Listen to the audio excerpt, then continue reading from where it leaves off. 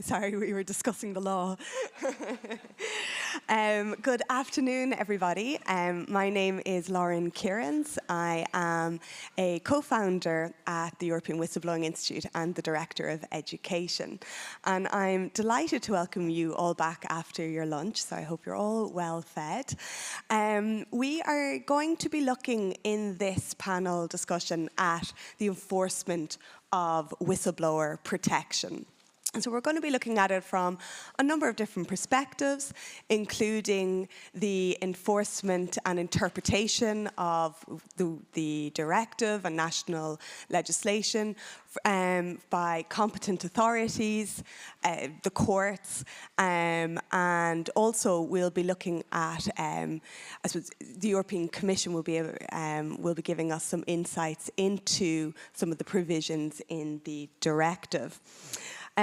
So we're also going to look at some obstacles that are faced by lawyers when dealing with whistleblowing cases. So I am pleased to welcome today our four panelists.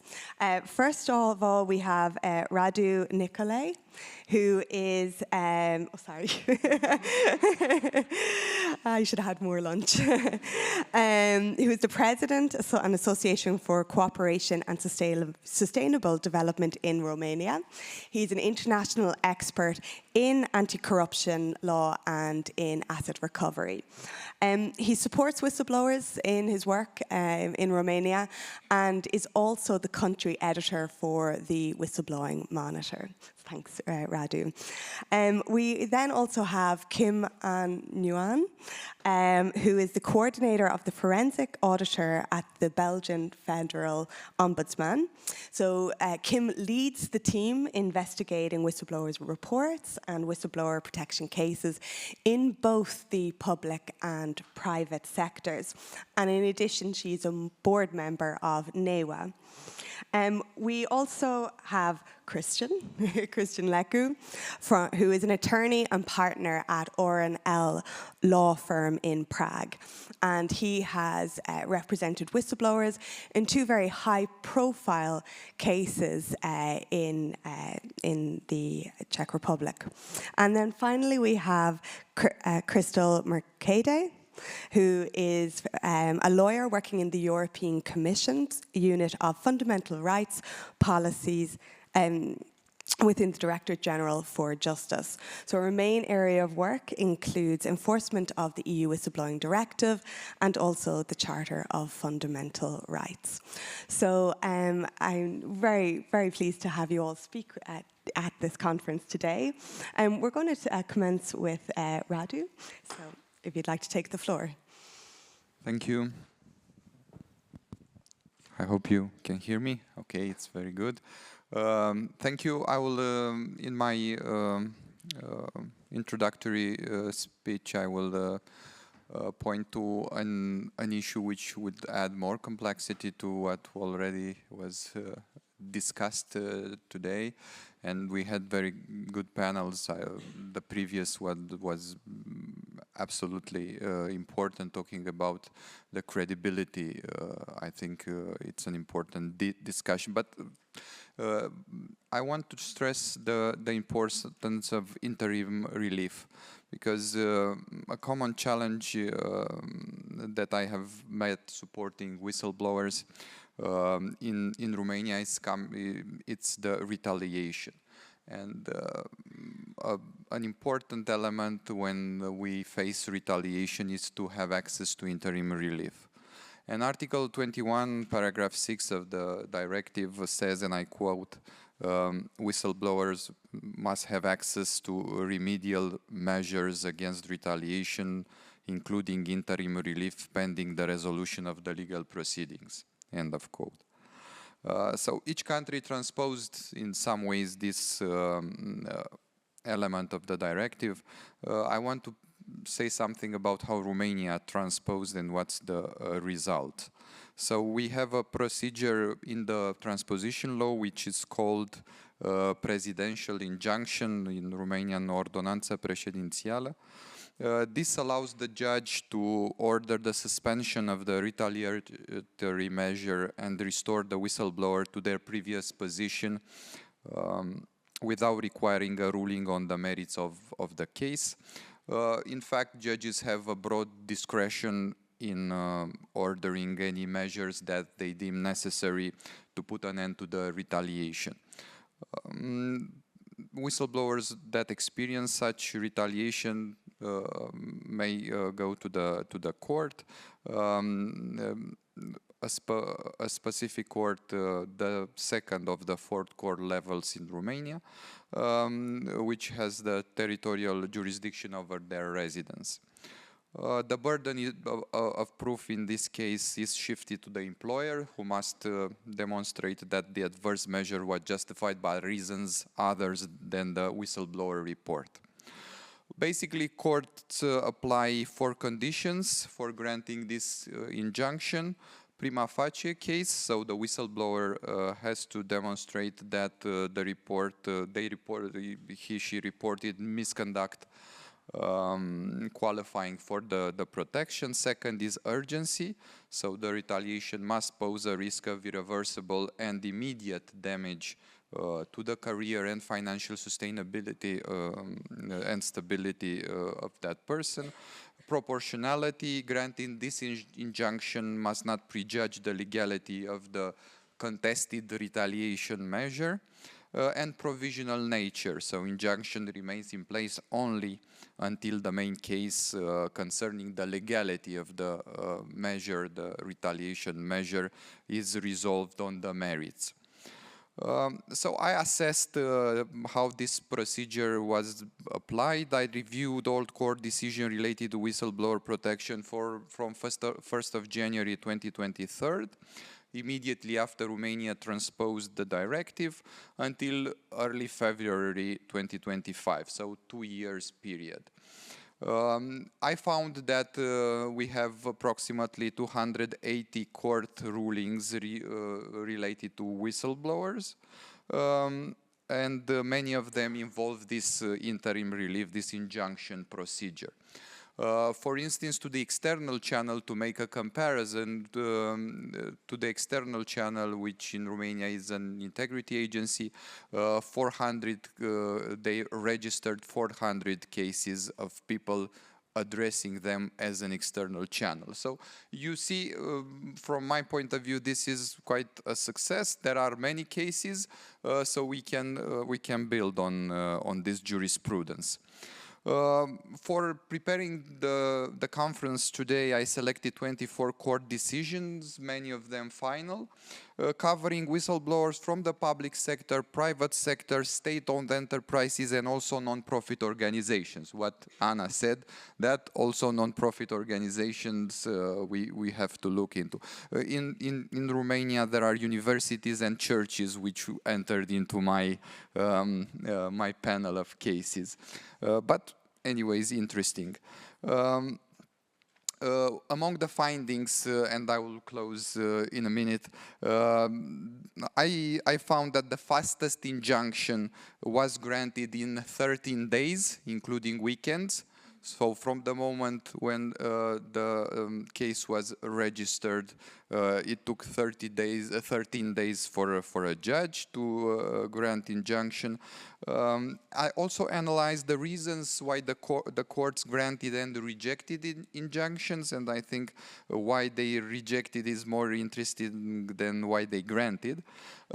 Just to have a little idea, many injunctions were granted because employers failed to demonstrate the adverse actions were unrelated to the whistleblowing. So this shift of the burden of proof, which was important, so the employer was unable to show that this is completely unrelated. Also, irreparable harm considerations. Court emphasized that financial loss, reputational damage, career stagnation are serious, irreversible harms justifying immediate protection. In many cases, courts suspended dismissal orders, so people got back into their jobs after being dismissed because of this interim relief procedure. maybe afterwards I can talk a little bit about the reasons the court rejected the injunctions, because there are several things that maybe you may find interesting. For instance, the relation between whistleblowing report and the criminal complaint. So, is a criminal complaint a whistleblowing report? I will take on this afterwards. Thank you.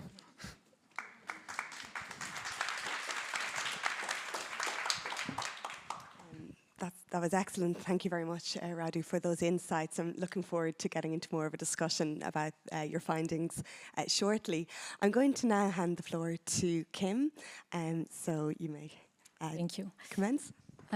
So in my opening here, I wanted to highlight the non-judicial protection procedure that the Federal Ombudsman enforces in Belgium. So maybe a bit of context about our institution. The Federal Ombudsman is an independent authority who is appointed by the Parliament. We receive no instruction for the government, we're independent. And we are already competent since 2014 to handle and investigate on whistleblower reports in the federal public sector. So in 2014, Belgium had already had a law and legislation that was mostly compliant with the standards of the EU directive. And since 2023, so more recently, we received additional competences to deal with whistleblower reports in the private sector. So we have this role of investigating the reports, but we also have the role of protecting the whistleblowers, and we do that through the non-judicial protection procedure. How does it work? The person that believes that he's been retaliated against can file a complaint to the Ombudsman. We will intervene to his employer, and the reversal of the burden of the proof applies. So it's up to the employer to prove to us that the negative measure has no link with the report of the whistleblower. And if he fails to do that, then we can ask the employer to revoke the negative measure, also to compensate the negative measure. We can also ask sort of interim relief. We can ask for temporary actions in urgent matters. Of course, the DNA of the Ombudsman is that our recommendations are non-binding. We are no court proceedings. So it's really to the goodwill of the employer, but we do see that based on our experience in the public sector, we've had a lot of success in enforcing this non-judicial protection procedure, because we also have the ability to issue a recommendation to the minister if the employer does not follow the proposal of revocation or compensation that we ask, and we can also inform the Parliament. So it works quite well in the public sector, and now, since 2 years, we've had a bit more experience in the private sector, and we do see some challenges there, because we see that big employers are more keen to go directly to the court. They have the means to pay their top-level lawyers and to go against the whistleblower who's in a more vulnerable position.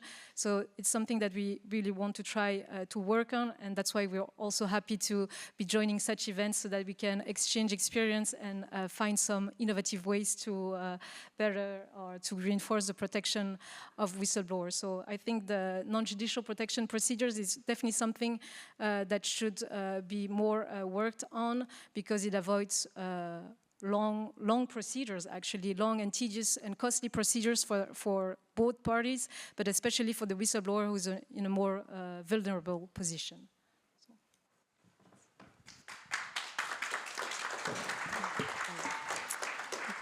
Thank you, Kim, for that opening statement. And again, I'm really looking forward to exploring more about the role of your organisation. I'm now going to hand the floor to Kristian, who's going to discuss the two whistleblowing... Oh no, you might only mention... Maybe. We'll see how time goes. But the whistleblowing cases that he was involved in. Thank you. Thank you Lauren, for the floor, and everyone says this, but I also thank the organizers for inviting me. Especially for me as an attorney, it is really a delight to be here at such conference, especially because I historically had like no connection to whistleblowing law. I was primarily a commercial litigation and administrative law practitioner. But also a former journalist, and for these people sometimes really diverse, interesting and hard cases arise, and one of them was the case I will talk right now. Just to point out, in the Czech Republic we have no special way for whistleblowers. They have to use the procedural way. They have to use the standard procedural ways, either in private law courts or at administrative courts, and this is something which is already a huge difference, and I think we will talk about it also later.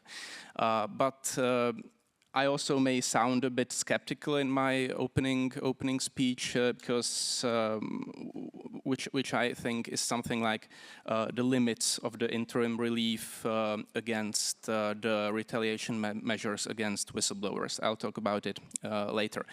The first case I wanted to talk about is a case of a former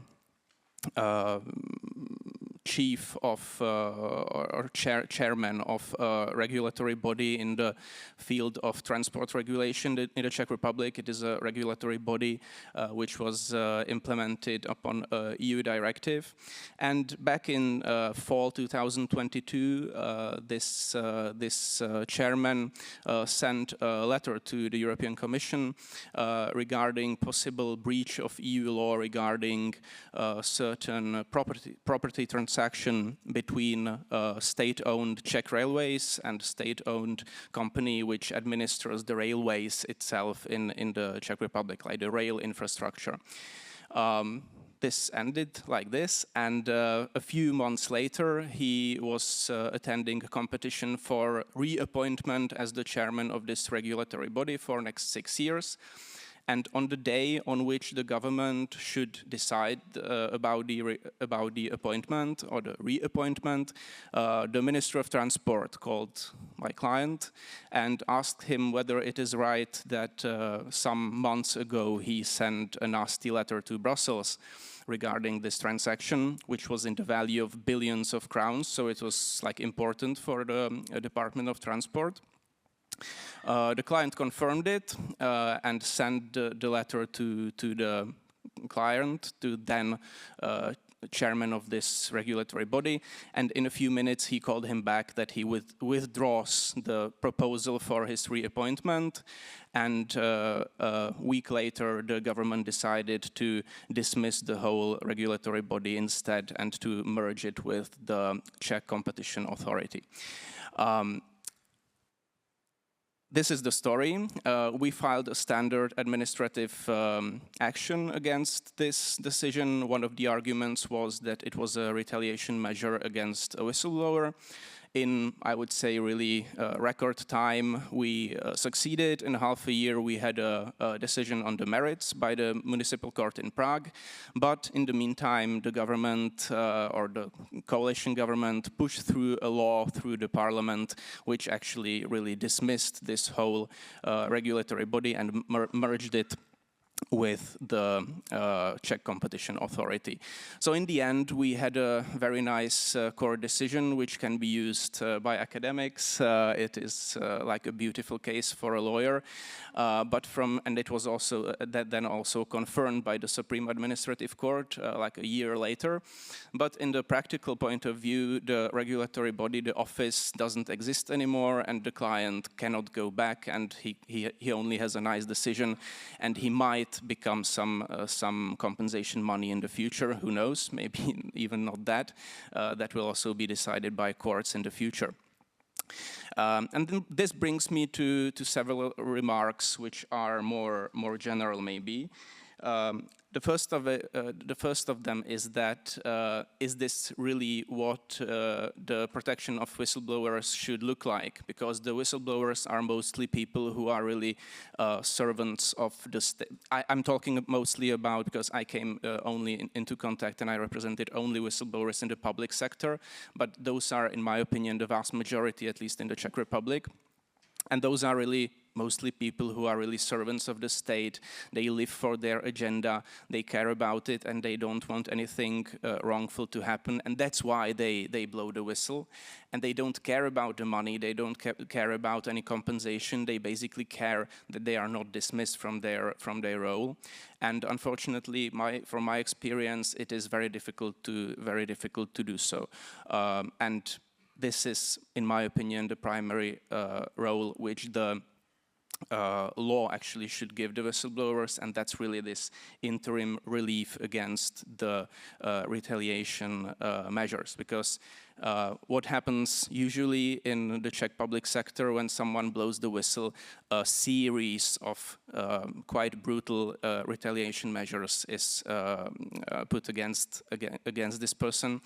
And for a lawyer who advises these clients, it is really difficult to tell them what to do, because there is basically no interim protection when it comes to cancelling of the position where the whistleblower sits. If it was like degradation or lower wage or something like that, I can imagine that some protection would be viable. But in cases where the position as itself or an office is dismissed or cancelled, there the protection can be very difficult or even non-existent. And my last remark would be that in the private sector, it is unlike that, because any private employee can ask for an interim measure in a standard private law proceedings at court, and the court has to decide in 7 days. And in whistleblower cases, also the burden of proof is reversed. So I can imagine that if a client came to me from the private sector, I could advise him that there are some measures which could be effectively used. I'm talking just theoretically, I haven't tried it yet, but the problem is that with the civil servants, basically, the story is very difficult and the protection is very limited. So that's for the beginning for me.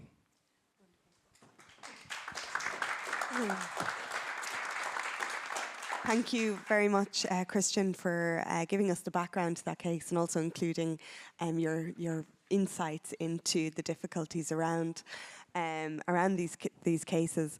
And we will discuss that more in the panel discussion, but I'm now going to move to Christel, who is now going to have her opening statement. So thank you.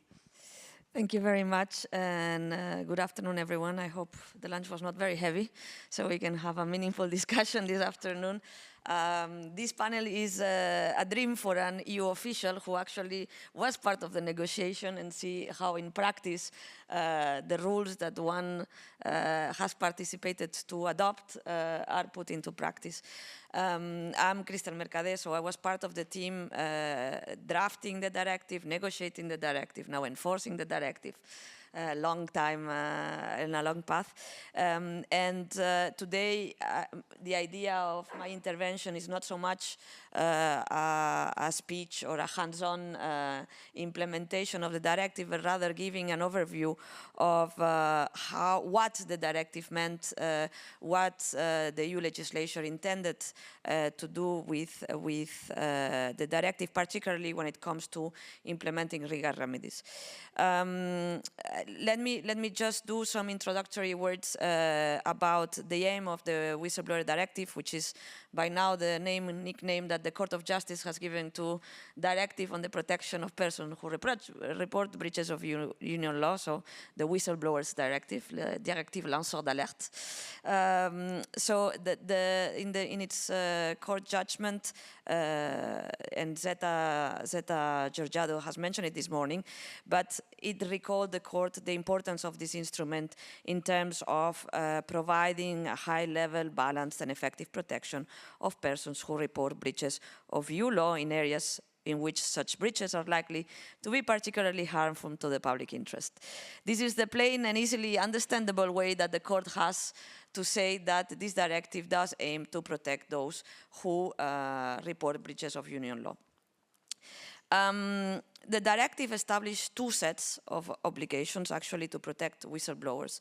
The first set of obligations are established for private and public authorities, is what we could see as ex-ante measures before retaliation happens. So obligations to establish reporting channels, obligations to ensure confidentiality, to provide feedback to the whistleblower.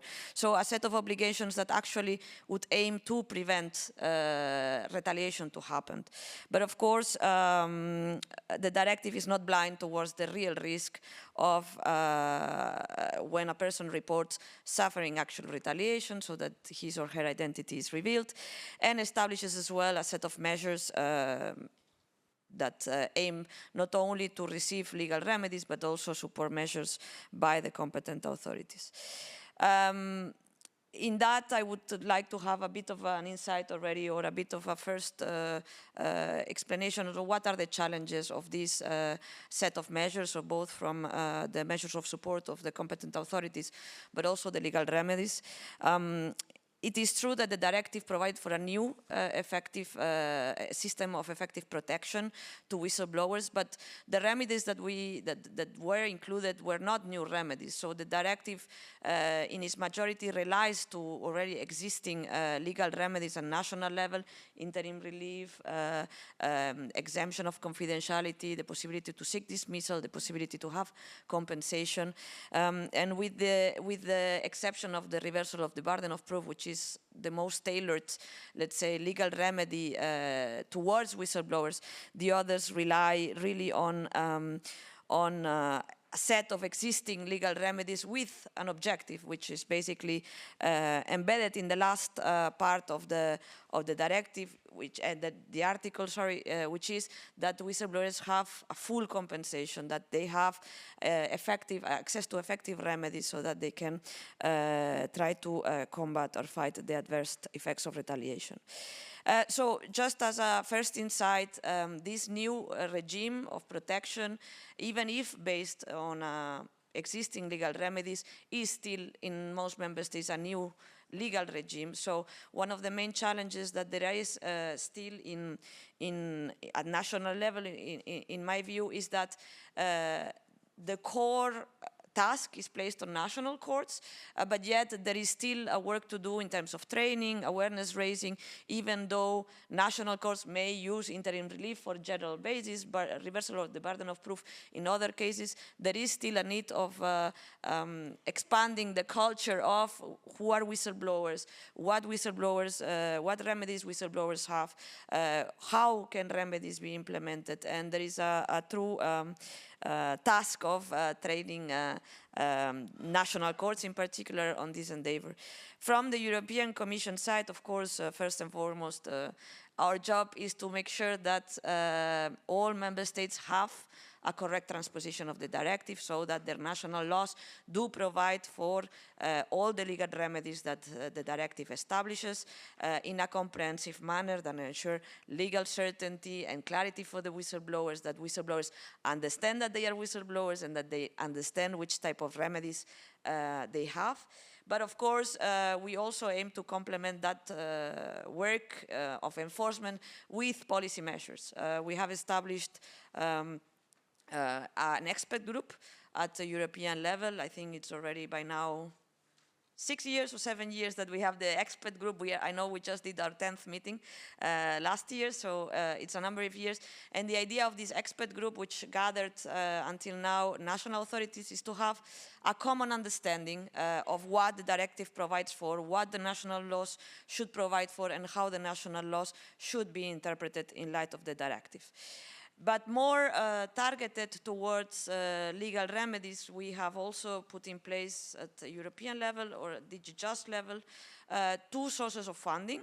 So the first one is the Justice Program, which is a program that targets national legal practitioners, where we encourage all member states, and I would encourage the authorities here to apply for this source of funding in order to train national practitioners, including prosecutors and courts, on the Whistleblowers Directive. So get acquainted, understand what remedies there are, how remedies should be applied.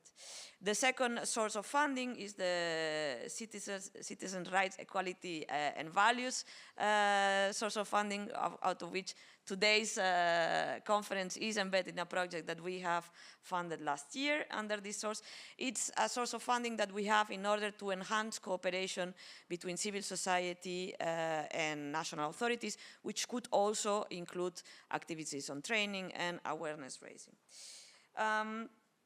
So with that brief introduction, I just wanted to give a bit of an overview of the main challenges that we have seen, and I'm sure we will have more time for discussing the specific legal remedies later. Thank you.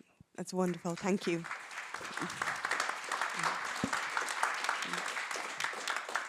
And thank you very much, Christel. So really just, I suppose, I'm noticing a couple of trends and themes emerging from our opening statements already, coming from different perspectives. And I think one thing maybe to address first of all is the reversal of the burden of proof. I know, so in Ireland we had a legislation since 2014, so before the directive, and the burden of proof was on the whistleblower to show why they had been retaliated against, and this was proving extremely difficult for whistleblowers to overcome, because of course that's not something that's peculiarly within their knowledge as to why they were, to be able to show why they were penalised. And I mean, this is such a welcome change now, particularly to national legislation, this reversal of the burden of proof.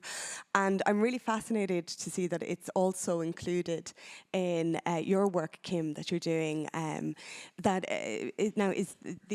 you're applying your reversal of the burden of proof. Does that stem from a legal requirement, or is that something that you have just introduced, I suppose, in line with the directive? It was actually a provision that we already had based on our legislation from 2014 that was based also on the recommendation of the Council of Europe. But yeah, it's also really in our legislation taken up and provided for that in the non-judicial protection procedure, the reversal of the burden of the proof applies, and it does help the whistleblower who has to come with a motivated complaint, but then the burden lies on the employer to prove that what he has taken as negative measure is not linked to the report. So. Okay, very good. And then also, Radu, you're saying it applies in the interim relief cases, the reversal of burden of proof. Yes, yes. In some cases, the employer was so confident in itself that sanctioned for the report per se. So it was really hard to, if someone disclosed and reported, for instance, in one case about some WhatsApp conversations which were preparing some illegal acts, and he was sanctioned because he reported that WhatsApp conversations, then it's very hard for the employer to prove that it's not connected with the report. But in other cases, there were many cases in which the whistleblower was sanctioned because he or she did not respect the work schedule. This is the simplest way to get rid of one person. So the court found that this was not substantiated with some evidences regarding the days, the hours. It was not registered, so the link is. It was not very clear how this is separate thing. Mm-hmm. Yeah, and I think it can become quite. The water's been quite muddy when potentially the whistleblower has also been involved in perhaps breaching rules of the organisation or committing an offence by trying to prove their disclosure. And Christel, I know there's a lot of concern within the European Commission as regards member states including immunities within their legislation. Would you care to maybe discuss that? Sure. Maybe I can go through the burden of proof, the interim relief, and also the exemption of liability. So, just briefly, for the reversal of the burden of proof, the idea of the directive when it was proposed by the Commission was a bit to mirror what was happening in the anti-discrimination cases. So this is already a legal remedy that is very present in anti-discrimination cases. So when pregnant women are dismissed, there is always this presumption that the measure is not compliant with the protection of or it's actually anti-discriminatory. And the idea was a bit to have the same presumption. So if somebody reports and complies with the conditions of the directive in terms of qualifying for protection, there should be a shift. There should be a presumption that whatever measure that person suffers for is retaliation, unless, of course, the employer can demonstrate that is completely unconnected.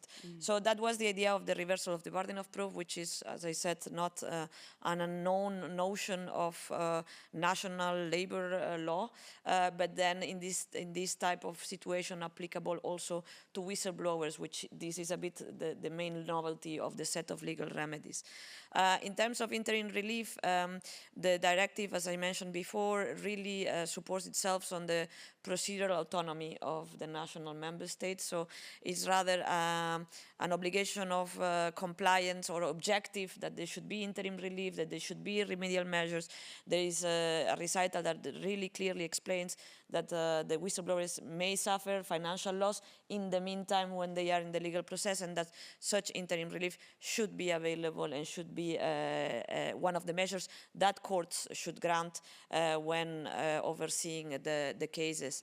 Of course, again, the importance of training here is that to have the reflex for national courts to see, to understand that in this type of cases, interim relief may be a crucial measure to establish when you have a case of retaliation, particularly depending on the nature of the retaliation. Not the same to be demoted, for example, than to be terminated.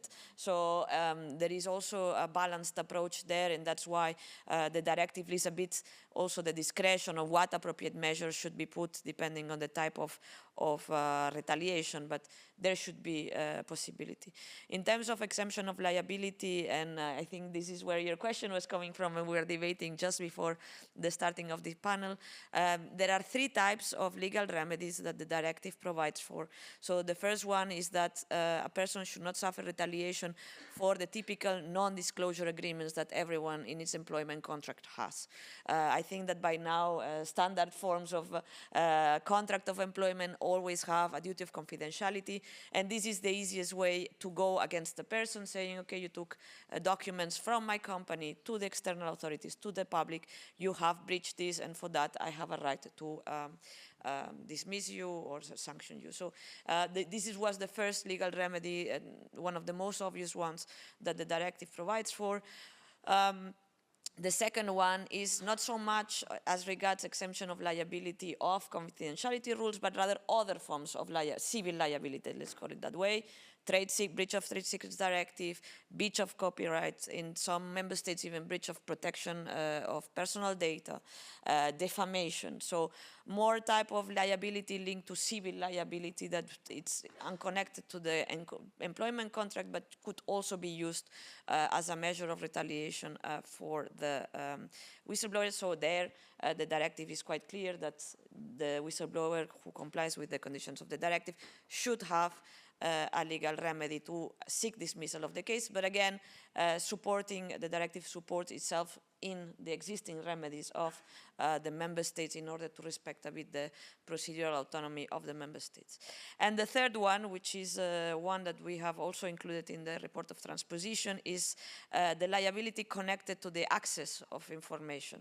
So this was a particular thought through in the directive, because not only when a whistleblower reports breaches confidentiality rules, but sometimes also the act of getting getting the information may be also in itself a breach, civil, administrative, or even criminal liability for that type of act. And so the directive also clarifies that also in those cases, so when the whistleblower has a liability for an act that is connected to the access of information, there should be a waiver of liability or an exemption of liability, and only those criminal offenses in particular that are self-standing, so that are unconnected to the act of getting information. So the typical example that we put is, I get information from my company, and when I go out, I punch the security guy on the face.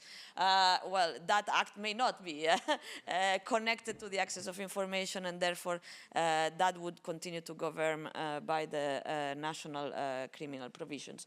So, as I said, the directive really relies on the existing national remedies, with the maybe exception of the reversal of the burden of proof, but it does provide for an objective, which is to have access to those remedial measures. As I said, the last point of Article 21 of the directive does state that there has to be effective remedy and provide full compensation for the damage suffered by the whistleblower. I think that's an incredibly welcome provision, is these immunities under the directive. I don't know, have they been transposed in Romania? Have you?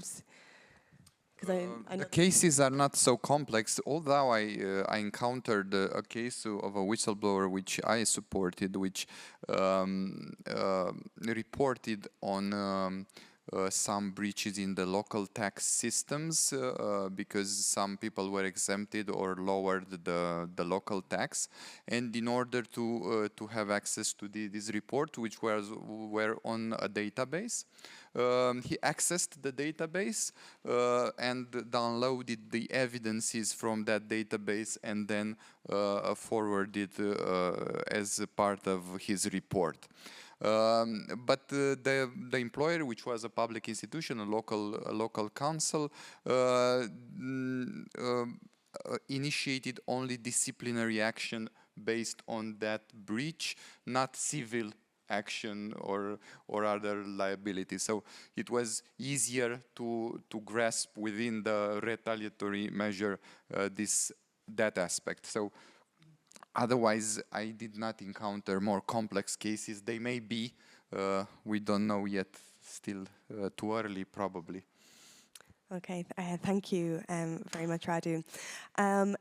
Just in relation to the interim relief, I suppose to go back to that, Kim, you talked about you have the power to impose remedial measures. Would you like to maybe discuss that in a little bit more detail, about how it operates? About interim relief, it's more like when there's urgent matters or like decisions that are taken that might be irreversible.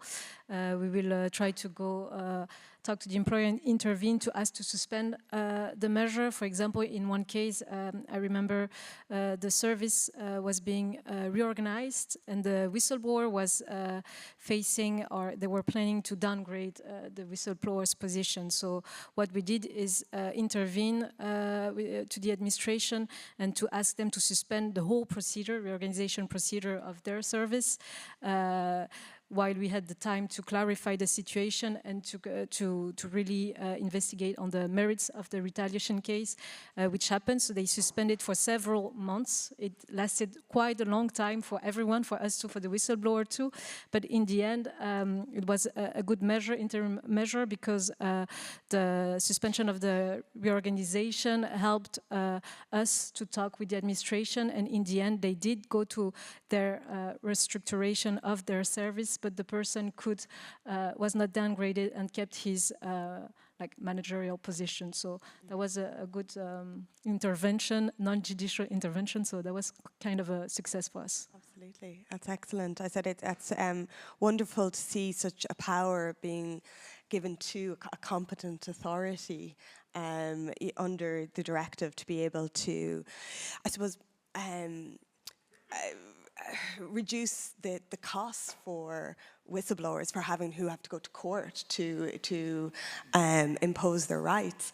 And Kristian, I think that's something that you have found in your cases, that it's quite costly for whistleblowers, and particularly in the you were saying that in the private sector they can have interim relief, but in the public sector they can't. Is there an alternative?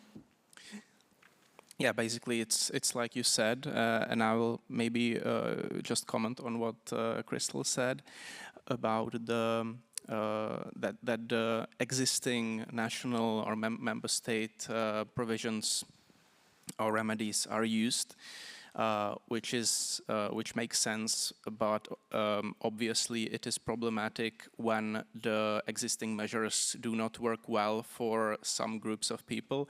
In this concrete aspect, the civil servants and also members of police, etc. Because when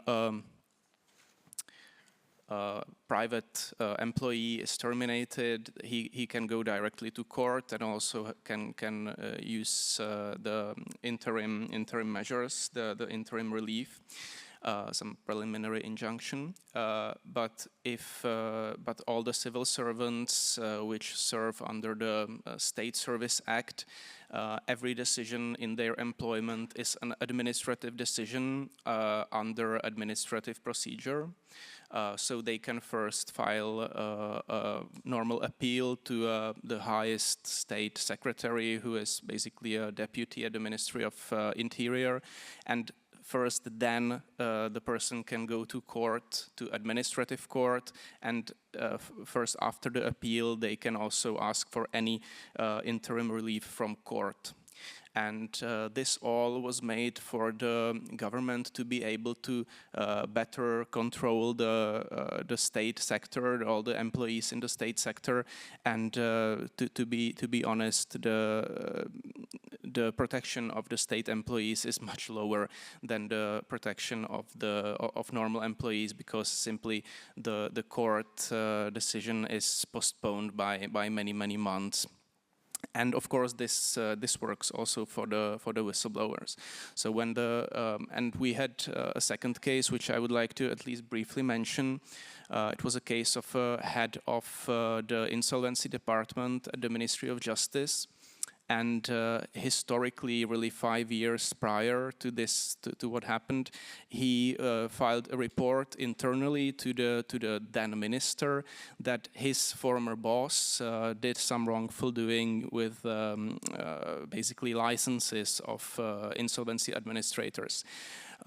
This former boss had to leave the ministry, but like 5 years later, he came back as a political deputy of the minister, and he became the superior of our client.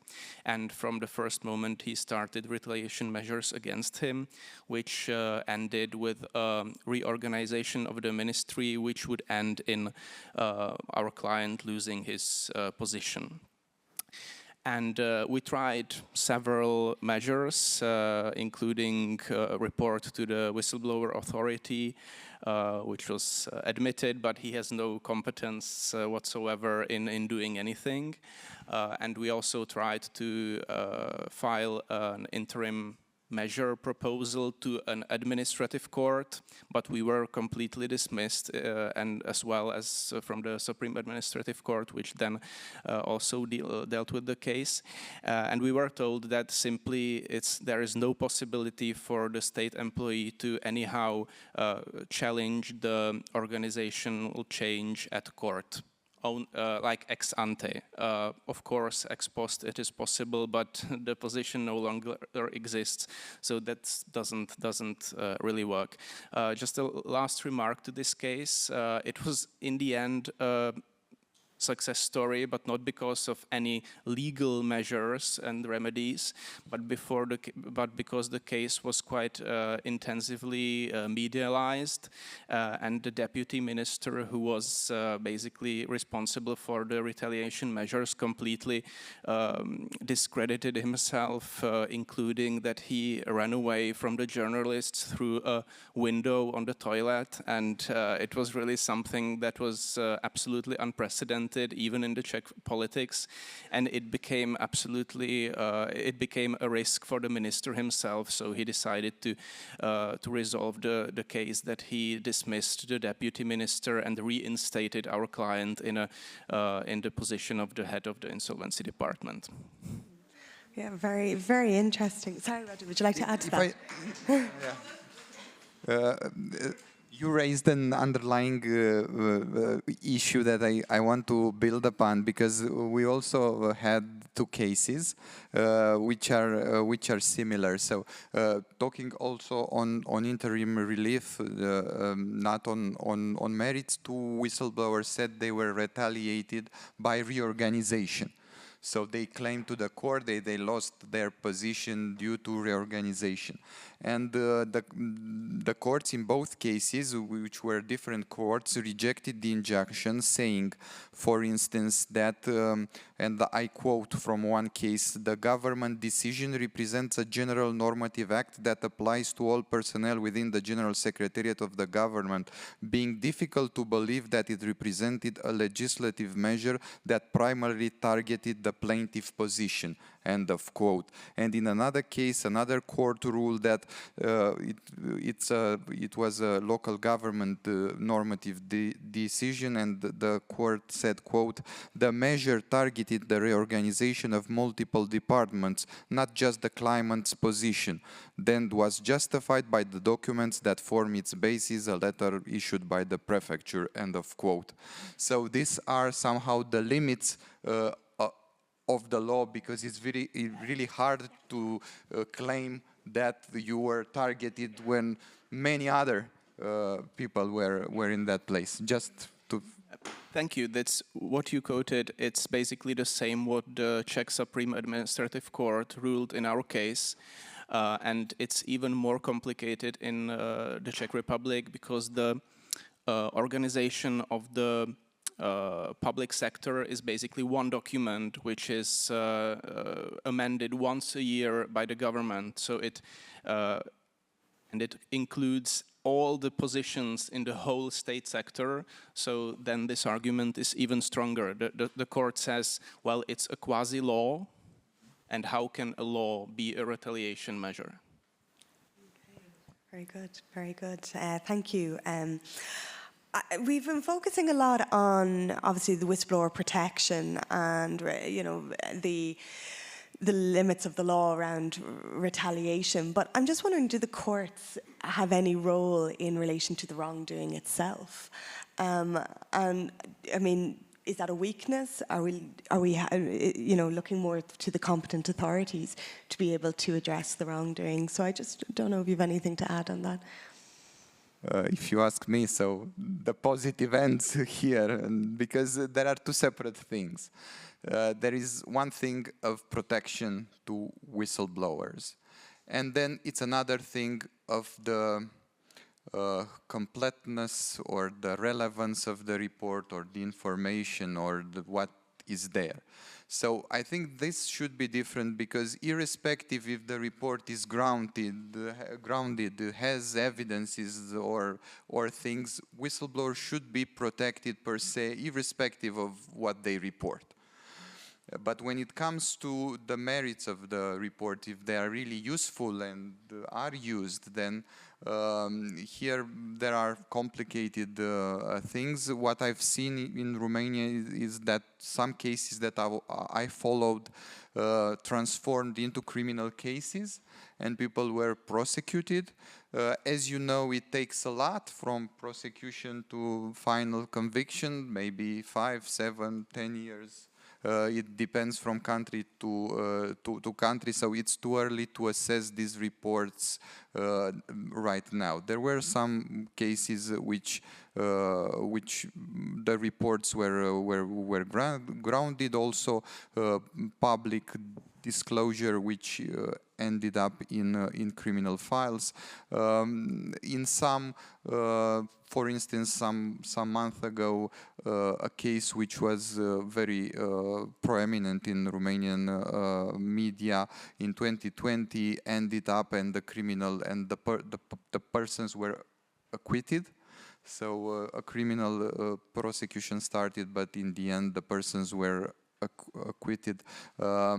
Sometimes it is not criminal acts. Maybe there is some disciplinary or some wrongdoing that does not have to end in criminal investigation, but anyways. So I would treat this as separate things, and also courts does that. They said in some rulings that irrespective if there are evidence or if there are valuable information, it is important that there are facts, and the whistleblower thought at the moment that facts are relevant. So I would not look right now at the end of the process, but I promised two things, and I will surely end my intervention. So two things where courts rejected the injunction, and only food for your thoughts. In one case, the whistleblower experienced a disciplinary action against him, and immediately asked for the injunction. Court rejected and said, and I quote, "Since the disciplinary investigation has not yet resulted in a sanction, the court found that suspending it would interfere with the employer's right to manage internal disciplinary matters." So I don't know if it's good, it's bad, you will decide on that. Another one which I found interesting is that on the criminal complaint, which whistleblower said, I've submitted a criminal complaint, so I'm entitled to the whistleblower protection. And court rejected to this interim and said, and I quote, "The whistleblower's report, whether internal or external, must take a certain form and include certain elements, and the resolution procedure is different from that regarding the resolution of the criminal complaint," end of quote. So court did not grant the whistleblower which submitted a criminal complaint interim relief. I don't know, it's good, it's bad, you'll decide that. And the last one is on medical opinion. So the whistleblower, the employer, asked for a medical opinion, which is regularly, I don't know, maybe in all the countries, is annual workplace medical check. And that medical opinion found that the employee was not recommended to work or to lower the working hours. And the whistleblower, the employee, did not contest that medical recommendation to a second medical opinion. And the court said, and I quote, "The court found that the termination notice was issued as a result of the employee's medical fitness assessment, uncontested medical recommendations. Therefore, the issuance of a medical opinion could not be classified as retaliation." So these were the cases. I'm done. It's good fun pointing out the flaws of these decisions. I enjoy that myself. So I just want to bring us back to the question about the wrongdoing being addressed. And from my own experience of reviewing case law in Ireland, it's very rare to see any recommendation by the court on the employer to actually do something about the wrongdoing if the protected disclosure is upheld. And I know we had our first prosecution last May for a disclosure that was made to our police ombudsman, and on foot of that there was a criminal case against a member of the police, and he was found guilty. So it was great to see the wrongdoing being upheld, and that somebody was held to account for it. But I think this is really where the power of the competent authorities where the power lies. So I'd love to hear a little bit more from you, Kim, in this regard. I guess maybe the advantages of having investigation conducted by competent authorities that we have delays that are shorter than what the courts can do. So in our legislation, the Ombudsman, we can investigate on the wrongdoing, so we will make an investigation. It usually takes up to 3 months, 4 months, depending on the level of the case. But we also have a provision that says that if at the end of our investigation and in our report we do see that there is potential criminal offenses, then we will forward our report to the competent prosecutor office. But we had a case, we did it in 2019, and we did transfer our file to the prosecutor's office, and only last year the final decision and the condemnation happened. So you do see that it does take a lot of time afterwards when it's really going into a criminal case. But I think that's the good point of the competent authorities, that we can do that in a faster way. And we can already take all the proofs, the evidence that will afterwards help the prosecutor to further the investigation if needed. Yeah, very good. Just, I suppose, while I have you there, in relation to your powers as regards complaints of retaliation, can you make any awards of compensation or anything of that nature? Yes, it's foreseen that we can ask for compensation. We already had one case, just one, where the whistleblower was dismissed by the administration.